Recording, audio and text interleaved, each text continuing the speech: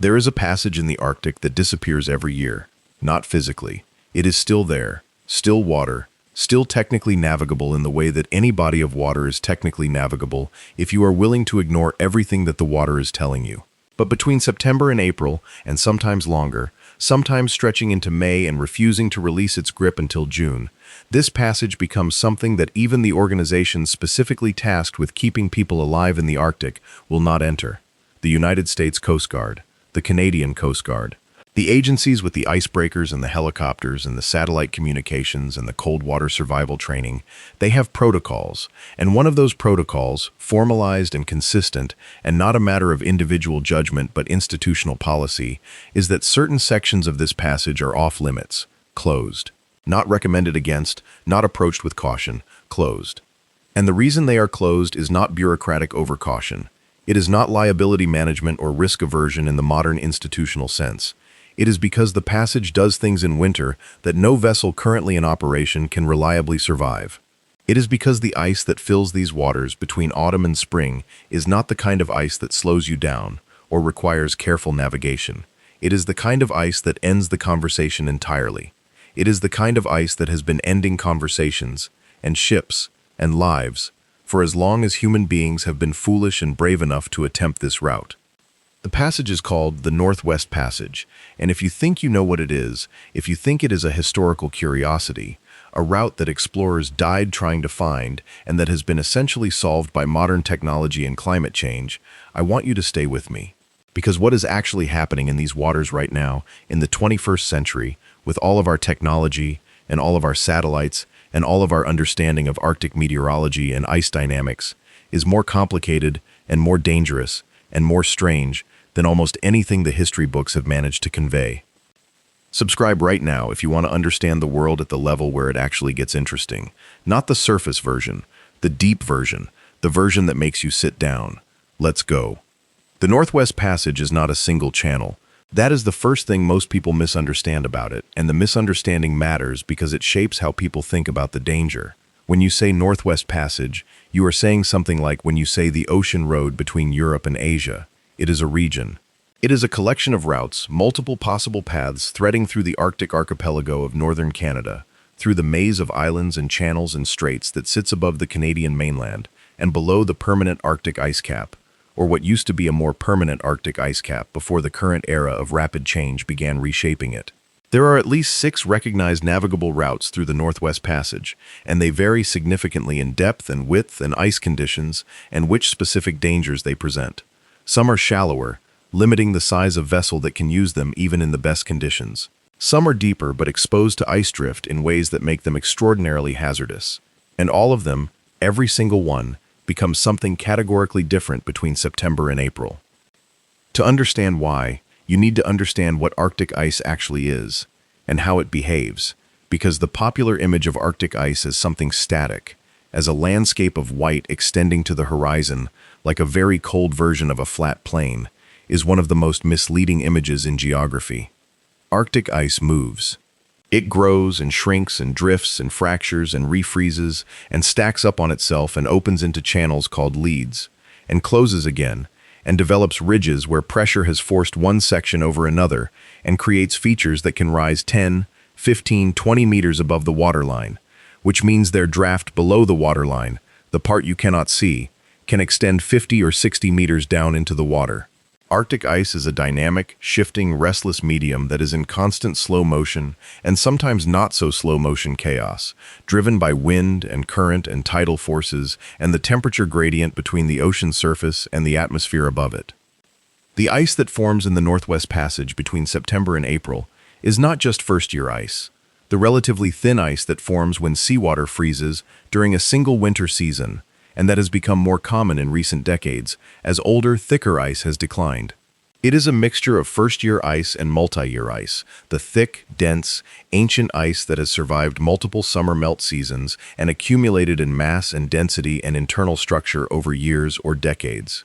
Multi-year ice can be 3 to 4 meters thick where it sits flat on the surface, and it contains virtually no salt, because the salt migrates out of ice over time, leaving behind a structure that is harder and denser than first-year ice, and that can resist the kind of forces that first-year ice would yield to.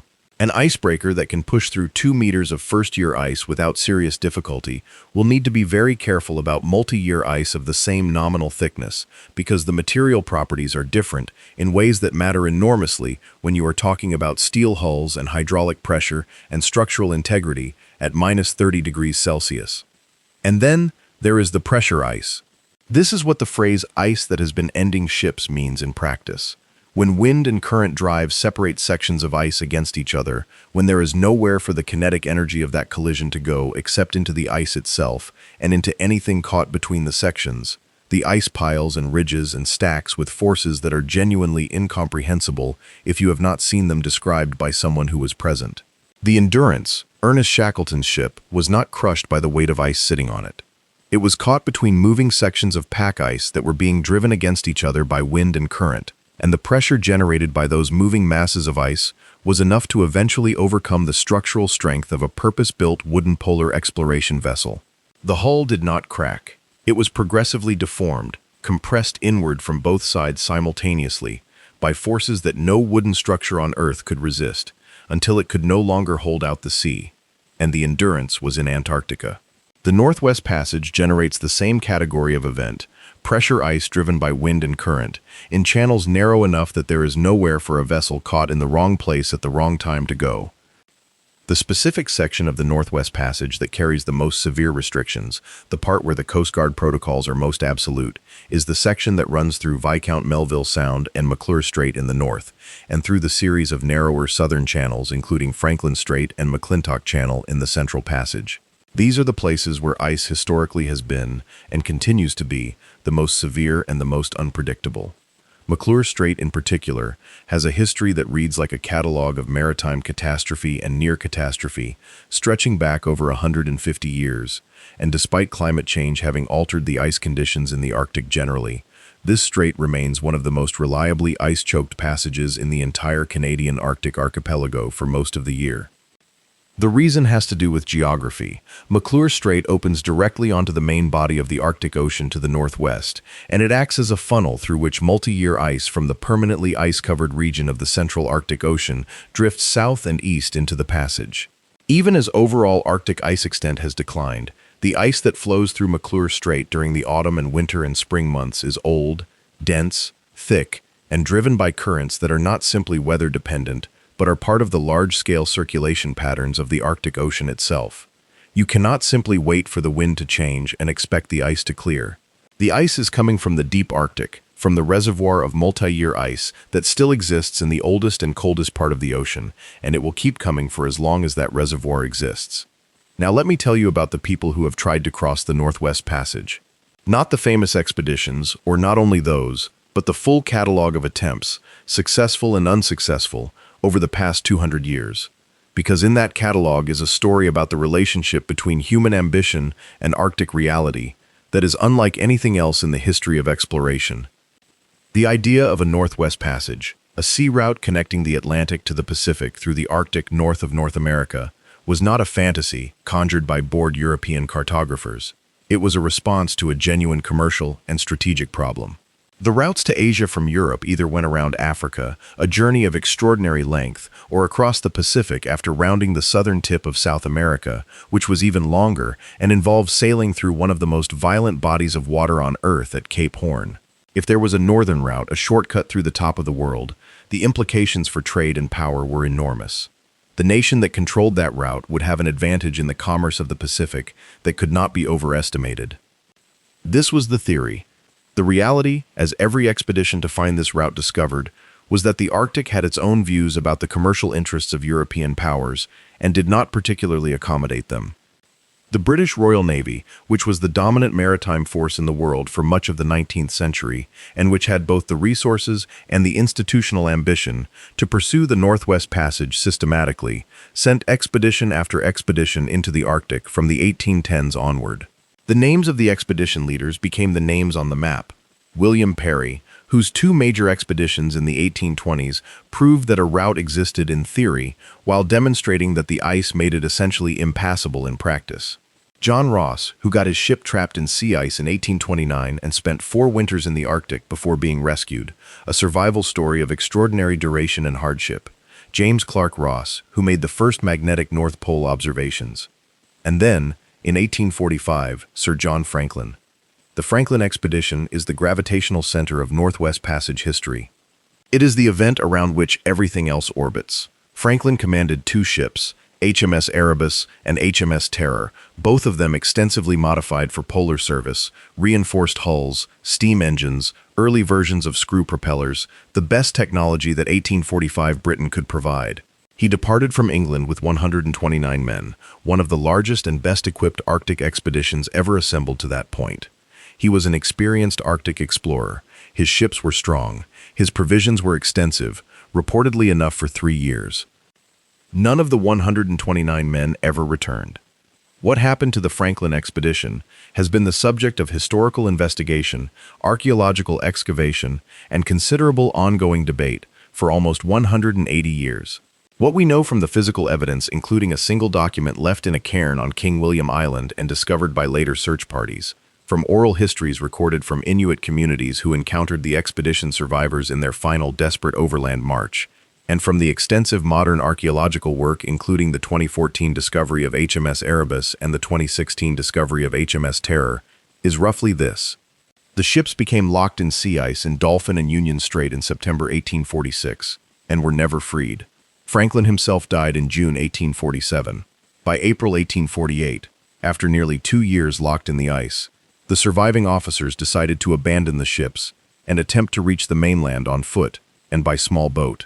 They numbered 105 at that point. None of them made it. They died of a combination of cold, starvation, and what forensic analysis of their bones has subsequently identified as lead poisoning, likely from the solder used in their canned provisions. A technology so new in 1845 that its dangers were not yet understood. They died on the ice and on the shore of King William Island and along the route south toward the Back River, and the last of them died probably sometime in 1850. A few survivors who made it further than anyone thought possible, but still did not make it far enough. The wreck of HMS Terror, found in Terror Bay off King William Island, was in remarkably good condition when divers explored it in 2019. The decks were largely intact. The interior spaces were preserved by the cold water. Some of the food stores were still in place. It looked less like a wreck and more like a ship that had been carefully secured by its crew and then slowly enveloped by the sea over 170 years. The mystery of exactly how it ended up where it was, far from where the abandonment document said the ships were last seen, has been partly answered by Inuit oral history, which describes seeing the ship being sailed by a small crew, suggesting that some survivors returned to the Terror after the main abandonment and sailed it south before it was finally lost. The Erebus was found in the relatively shallow water of Queen Maud Gulf, also in good condition for a shipwreck of its age. Together, the two ships represent the largest and most expensive archaeological discovery in Canadian Arctic history, and they are still being explored. Divers have recovered artifacts, logged internal spaces, mapped the wreck sites with extraordinary precision, and every new piece of evidence they bring up deepens the picture of what those 129 men experienced in their last years, trapped by ice in a passage that would not let them go. The Franklin disaster triggered one of the most extraordinary series of search expeditions in the history of maritime exploration. Between 1847 and 1859, more than 40 expeditions were sent to the Arctic to find Franklin and his men. More men were put at risk searching for the missing than were lost in the original expedition, and in the process of searching, several of these expeditions accidentally made the discoveries that the Franklin expedition itself had been sent to make. In 1850 and 1851, Commander Robert McClure navigated HMS Investigator from the west, entering the Arctic through the Bering Strait, and became the first person to demonstrate the physical existence of the Northwest Passage, though he did not traverse it by ship. His ship became trapped in the ice at Mercy Bay on Banks Island, where it remained for 3 winters before McClure was forced to abandon it. The crew was rescued by another British expedition that reached them overland across the ice. The Investigator stayed where it was until 2010, when divers discovered its remarkably intact wreck in Mercy Bay, the hull still bearing the marks of the ice that trapped it 160 years before. The full maritime transit of the Northwest Passage, sailing the entire route by ship, was finally achieved by Roald Amundsen between 1903 and 1906. Amundsen was the greatest polar explorer of his era, which is saying something in about era that included Robert Falcon Scott and Ernest Shackleton, and his achievement in the Gyoya was not primarily the result of superior technology. The Gyoya was a small fishing vessel, 47 tons, considerably less impressive than the purpose-built naval ships of the Franklin expedition. Amundsen's advantage was his approach to the Arctic itself. He spent 2 winters near King William Island, the same island where Franklin's men had died, deliberately. He worked with Inuit communities in the region, learning from them how to travel in the Arctic, how to dress, how to manage dogs, how to read ice and weather. He did not treat the Arctic as an obstacle to be overcome with enough iron and steam. He treated it as an environment to be understood, and the Inuit, who had been living in that environment for thousands of years, had things to teach him that no amount of Royal Navy engineering could substitute for. Even Amundsen's successful transit took 3 years and required 2 winters frozen into the ice, waiting for conditions to permit forward progress. He was not racing through the passage on a fast ship taking advantage of open water. He was inching through it, season by season, retreating when the ice closed and advancing when it opened, treating the passage the way the ice treated the passage, as something that operates on its own time and in its own way, which is the only approach that works.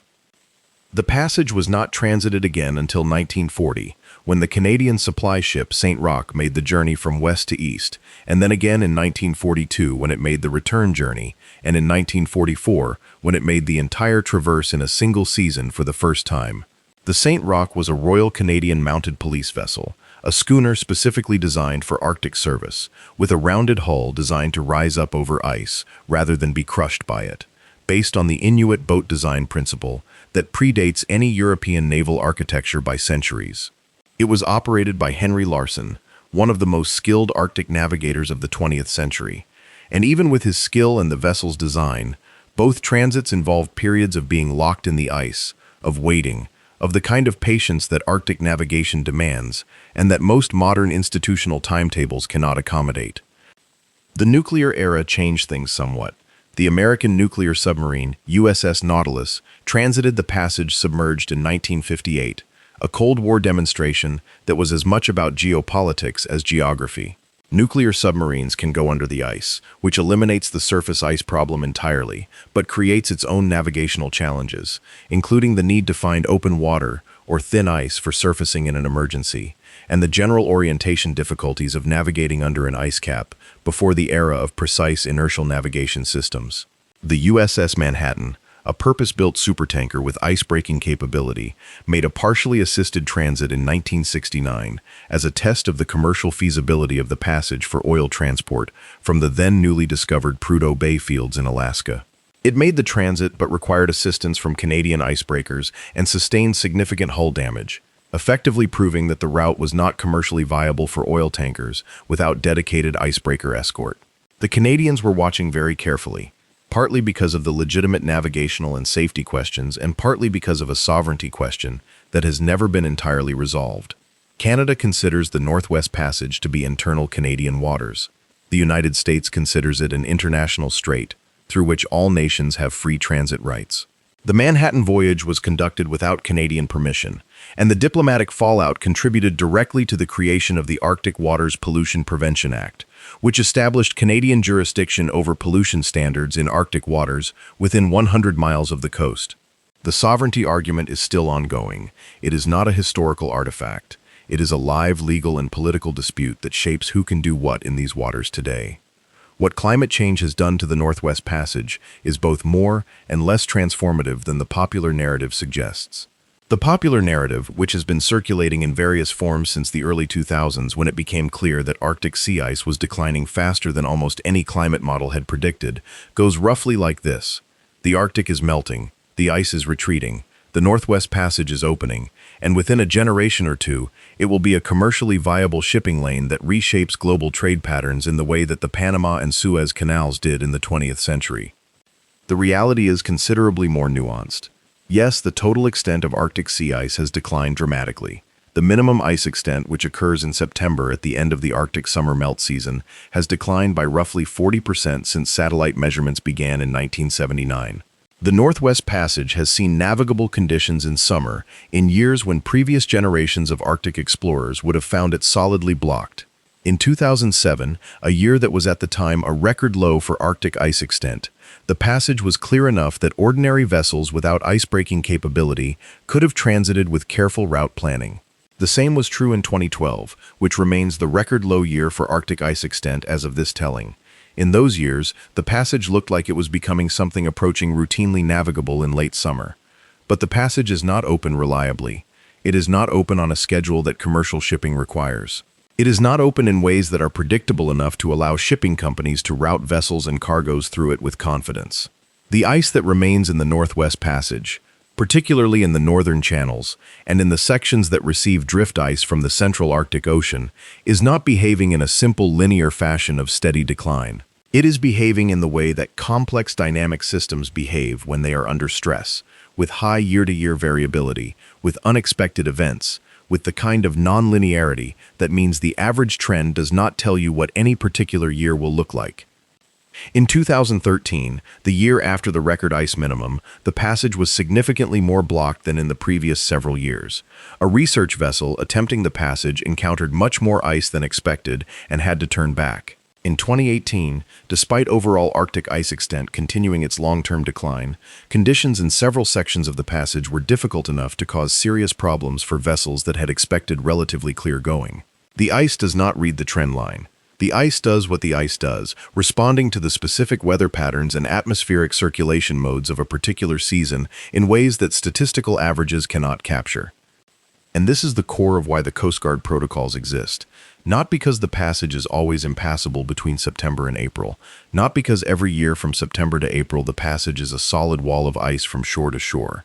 The protocols exist because the passage can become those things at any time during those months, and the warning may be very short, and the consequences of being caught by rapidly consolidating ice in a narrow channel far from any possibility of rescue are the consequences that the 129 men of the Franklin expedition experienced. In the age of satellites and GPS and satellite phones and emergency position indicating radio beacons and search and rescue aircraft, those consequences are not quite as final as they were in 1848, but they are still significant. And the time window between a vessel being in manageable difficulty and being in catastrophic difficulty in Arctic ice conditions can be extraordinarily short. Let me tell you about the people who live in the passage. Because there are people. The Northwest Passage is not uninhabited wilderness from shore to shore. The Canadian Arctic archipelago is the homeland of Inuit communities that have been living in the region for at least 4,000 years, and in some areas for longer, if we extend the definition to earlier cultures that preceded the modern Inuit tradition. Small communities dot the shores of the passage and the islands that form it, connected to each other and to the rest of Canada by air in modern times and by sea in summer, and in between by the kind of self-sufficiency that 40,000 years of cumulative adaptation to the Arctic environment has produced. The largest community in the central section of the passage is Joa Haven, on King William Island, the same island where Franklin's men died. It has a population of somewhere around 1,400 people. It has a school and a health center and a co-op store and a fuel depot and all the infrastructure of a modern small community, and it also sits at the edge of one of the most historically significant and one of the most unforgiving stretches of water in the world. The people of Joa Haven have watched cruise ships pass in recent years, an entirely new phenomenon in waters their grandparents navigated by dog sled in winter and umiak in summer. They have opinions about what the increasing traffic in the passage means for their community and for the environment they depend on. Opinions that do not always align with the enthusiasm of shipping companies and adventure tourism operators. The Inuit have a relationship with the passage and with Arctic ice that is the opposite of every historical European relationship with it. The Europeans came to the Arctic to get through it, to use it as a route to somewhere else. The Inuit are already somewhere. They did not find the Northwest Passage a barrier to anywhere they wanted to go. The sea ice was a surface to travel on, a platform for hunting marine mammals, a structural feature of the landscape that organized the seasons and the food supply and the social patterns of life. The arrival of the whaling ships and the naval expeditions and eventually the RCMP patrols and the traders and the missionaries transformed that relationship by introducing a set of actors who saw the ice and the passage as problems to be solved rather than as features of a homeland to be understood. The knowledge that Amundsen drew on, the knowledge that allowed him to survive and succeed where the Franklin expedition had perished, was Inuit knowledge. It was the knowledge of how to read ice conditions, how to judge the depth and movement of pack ice, how to predict the behavior of leads and pressure ridges, how to travel and hunt in conditions that Europeans equipped with 19th century technology found fatal. That knowledge was accumulated over thousands of years of living in the Arctic, tested by generations of hunters and travelers who survived by getting it right and died by getting it wrong, and refined into a body of practical expertise that has no equivalent in any other culture's relationship with the polar environment. That knowledge is still there.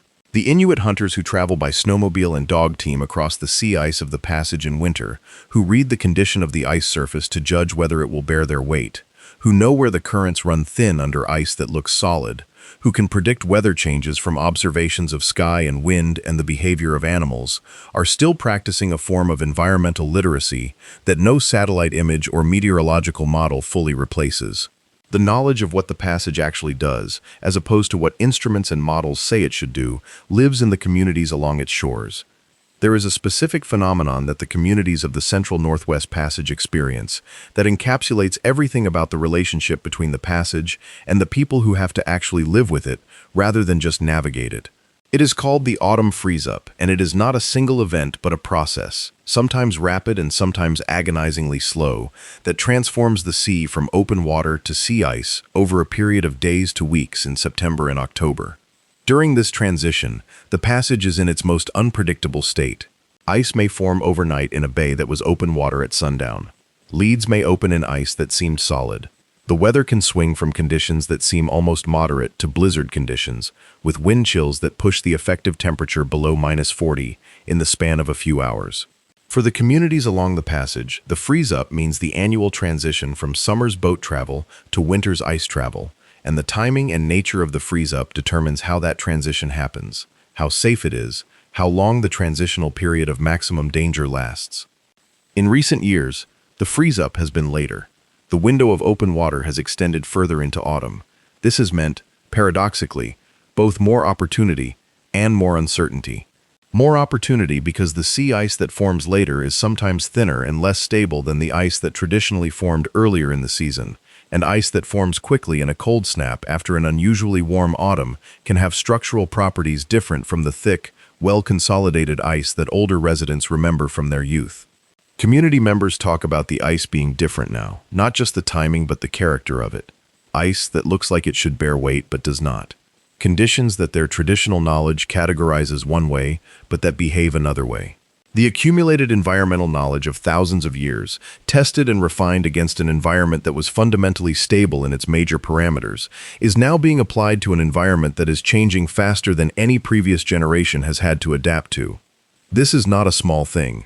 When we talk about the Northwest Passage becoming more accessible due to climate change, we are usually talking about it from the perspective of shipping and commercial navigation. We are talking about transit times and container volumes and competitive advantage compared to the Panama Canal. We are very rarely talking about what the changing ice means for the 1,400 people in Jocha Haven who travel on that ice in winter to hunt the caribou and the seals that are part of the subsistence food system that connects them to their homeland and their ancestors. The passage is an abstraction to the world.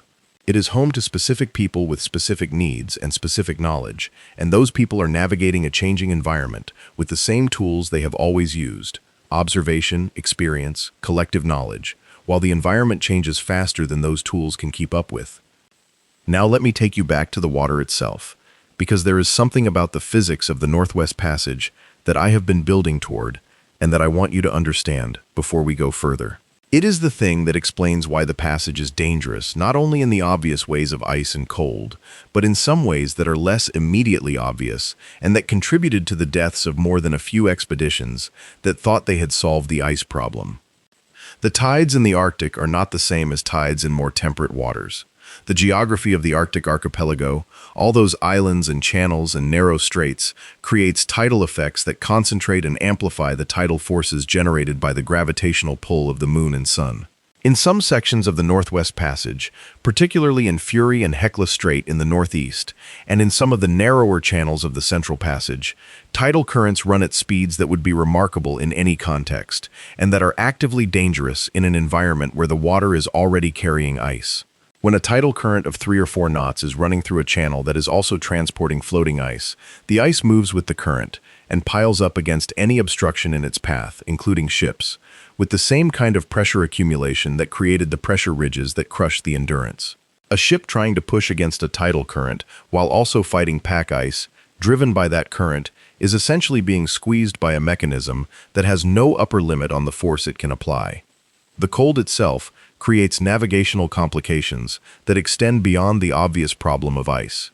Navigation instruments malfunction at extreme cold. Fuel gels, hydraulic systems that control steering and propulsion, become sluggish or inoperative.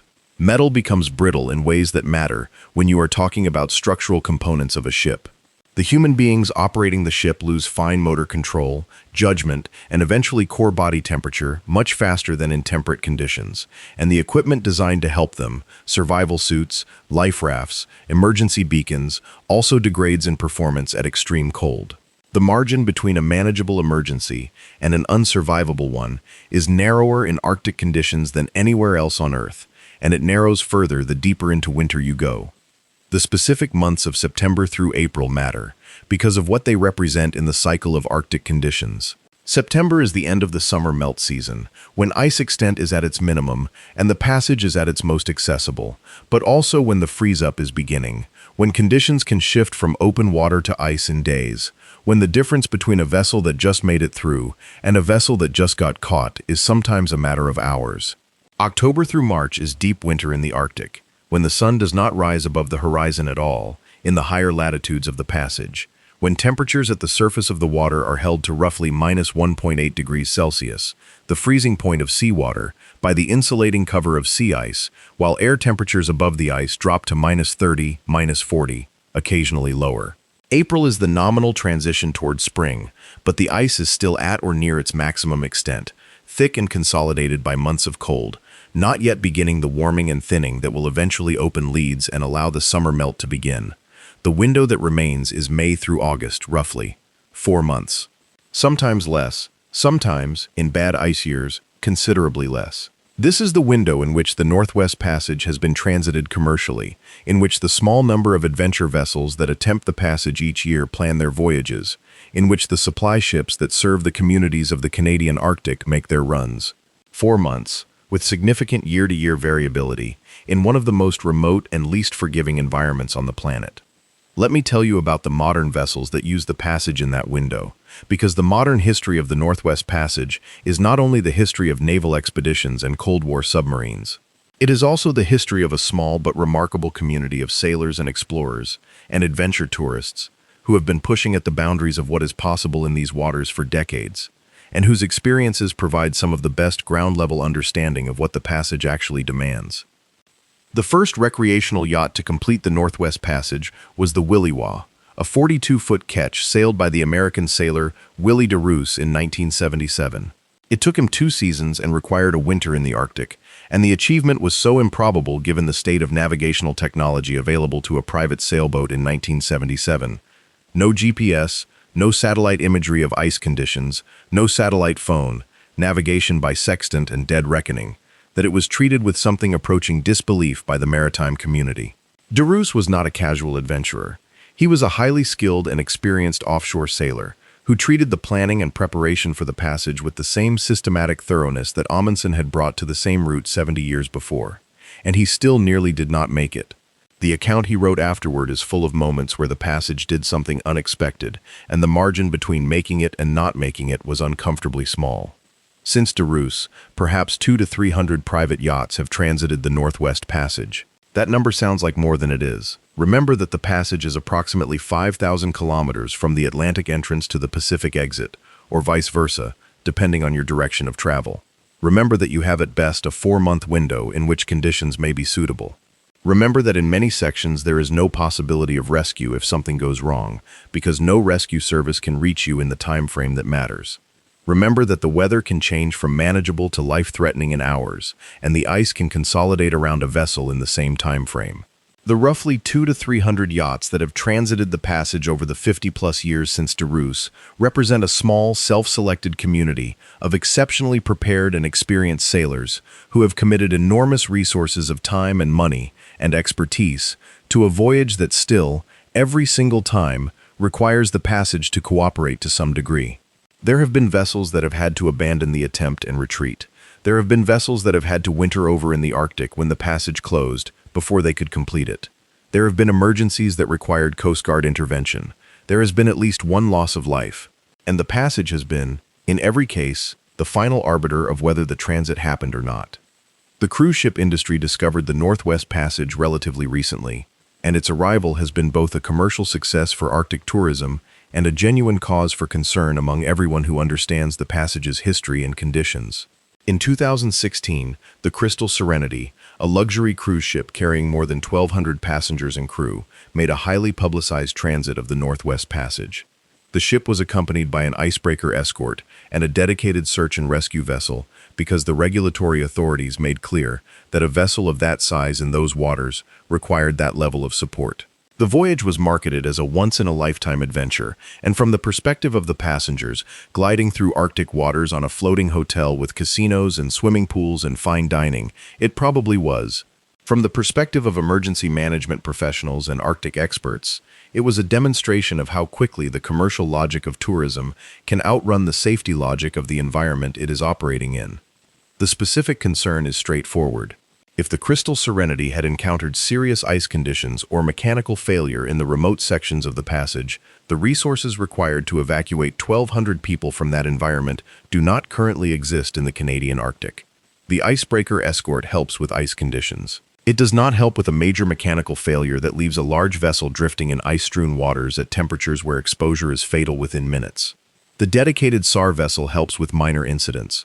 A mass casualty event in the Central Northwest Passage is, with current infrastructure, essentially unmanageable. The Canadian Coast Guard has been explicit about this.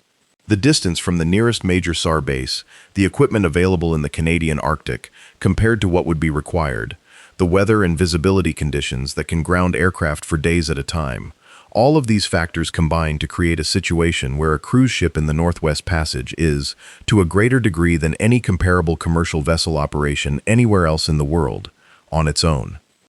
The regulatory response has been the implementation of the Polar Code, an international maritime code that came into force in 2017 and that establishes mandatory requirements for vessels operating in polar waters, covering construction, equipment, training, and operational limits. The Polar Code is a genuine improvement over the previous situation, which was that the IMO had voluntary guidelines that most vessels ignored. But it is not a comprehensive solution to the fundamental problem, which is that the Northwest Passage between September and April, and in significant sections even during the summer window, is an environment that can exceed the capabilities of any vessel currently in commercial operation. The Polar Code establishes categories of ice capability and prohibits vessels from operating in ice conditions exceeding their category rating. What it cannot do is guarantee that a vessel will not encounter ice conditions exceeding its rating in a passage that can produce those conditions with very little warning. I want to take a moment here to talk about what it actually looks and sounds and feels like to be in the Northwest Passage, because I have been speaking primarily about it as a navigational challenge, a historical puzzle, a geopolitical question, and I want to make it real in a way that numbers and protocols and historical accounts do not quite capture. Sailors who have made the transit describe the passage as one of the most aesthetically overwhelming experiences of their lives, alongside being one of the most demanding.